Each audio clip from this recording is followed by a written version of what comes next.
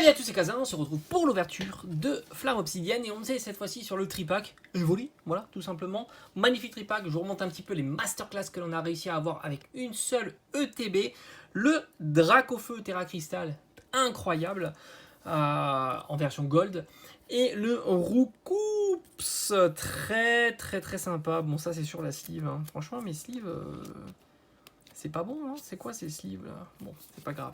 Tant que ça protège la carte, c'est l'essentiel. Et je vous rappelle aussi que dans une ETB, t'as ça. Et ça aussi, ça fait partie des masterclass. Faut pas sous-estimer les cartes promotionnelles. Elles sont souvent incroyables. Et en ce moment, ils nous gâtent beaucoup sur les cartes promotionnelles, hein, que ce soit sur EV1, EV2, EV3 et EV3.5. Let's go, on y va sur ce magnifique tripack Evoli. Alors, je vous cache pas qu'entre le Evoli et le Tombereau, moi, je préfère Evoli. Mais comme ça, je vous présente les deux et ça sera ouvert pour demain. Voilà, il faut être patient pour avoir des petites ouvertures. On se fait des petites ouvertures, mais régulières. Moi, je préfère ce format-là et c'est plutôt sympa. Alors derrière, voilà, Terra Crystal, Dracofeu, c'est du standard. Tranquille. Et il nous dit, hein, Terra Cristallisation, on a du tir ainsi, du Pécalexon à la Pyrène. Bon, blablabla, hein. Rongrigouf, Dracolos, pour maîtriser leur force, bon, ok, on y va, let's go. Un temps, vous avez déjà vu certainement ma vidéo précédente et vous avez toutes les cartes qui sont disponibles dans cette série. Allez, moi j'adore la carte Evoli. J'aime beaucoup ces formats. J'aime bien le côté brillant sur les côtés. Ça rappelle beaucoup de nostalgie, évidemment. Les cartes X, par exemple, c'est super réussi. Puis même, tu les as sur les cartes Prime aussi. Voilà, petite bord comme ça, j'adore. J'adore. Allez, c'est parti. Alors, est-ce qu'il y aura un booster plus chanceux que d'autres? J'ai envie de te dire, on a tellement été chanceux sur les premières ouvertures que là, si on n'a rien, c'est pas très grave. On y va, c'est parti. J'ai pris le premier booster, alors je sais plus, c'est Vrombotor, je sais pas quoi. Petit défaut sur la carte. Alors franchement, je vous ai dit, j'en ai parlé. Il y a souvent des petits défauts, c'est incroyable. Allez, Axoloto, Balbuto, Carvana. Gourmelet, très sympa. J'aime beaucoup cette illustration. Linéon, on a Darumacho et Flèche.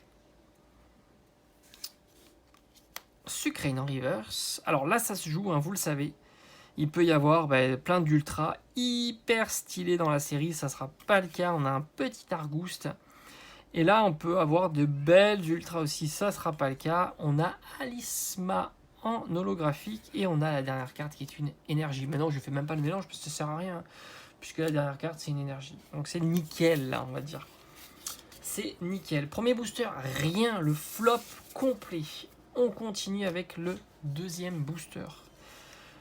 Donc vous le savez, ça sort de tripack. Donc là, on parle pas de quota, de machin, de trucs. C'est des tripacks. Donc les 3 boosters, pas plus. Donc c'est compliqué d'avoir une petite ultra sur 3 boosters.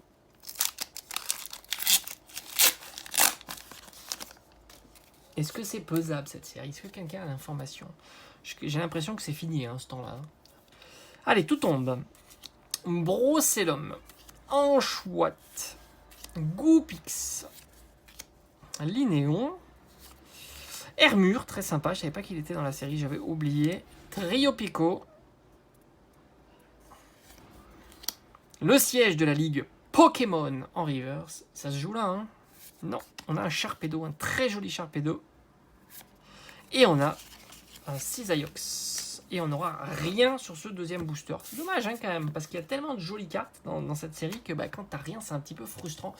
Surtout quand même un tripack, c'est au minimum 15 €. Donc quand t'as rien sur un tripack, c'est toujours galère. Mais bon, c'est le jeu de Pokémon. T'as toujours une proba d'1 pour 3, grosso modo, d'avoir une belle carte. Enfin, une belle carte. Une rareté. Une des premières raretés. Donc 1 pour 3, tu joues 3 fois, c'est pas foufou. Oh, le petit trompignon qui tombe. On a un Tyrannor. Non, Tyrannor, Tarinor. C'est mon côté dyslexique.